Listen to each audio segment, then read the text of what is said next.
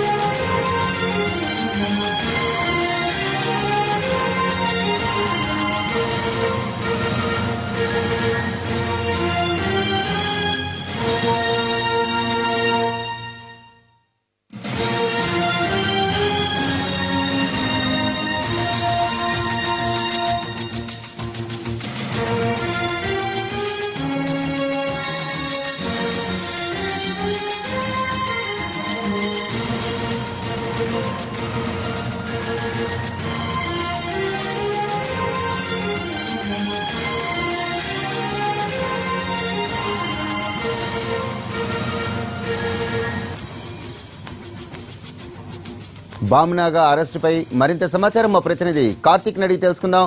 కార్తిక్, చెప్పండి, నాగాను ఎక్కడ అరెస్ట్ చేశారు, ఎలా అరెస్ట్ చేశారు, దీనికి సంబంధించిన పూర్తి వివరాలేంటి?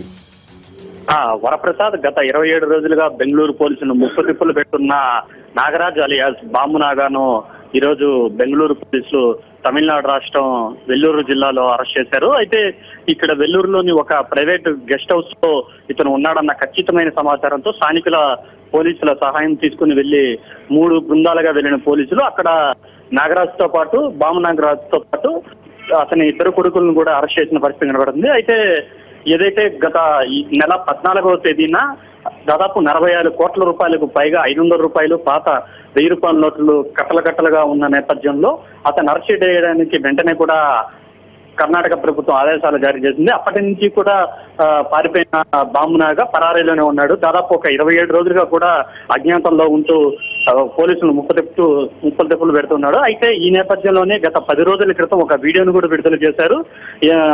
నేను బయటకు రావాలంటే కర్ణాటక రాష్ట్ర హోంమంత్రితో పాటు కేవీసీపీ అధ్యక్షుడు పరమేశ్వరరావు ఆదేశిస్తే 10 నిమిషాల్లో లొంగిపోతానంటూ ఒక వీడియోను కూడా విడుదల చేసిన పరిస్థితి కనబడుతుంది.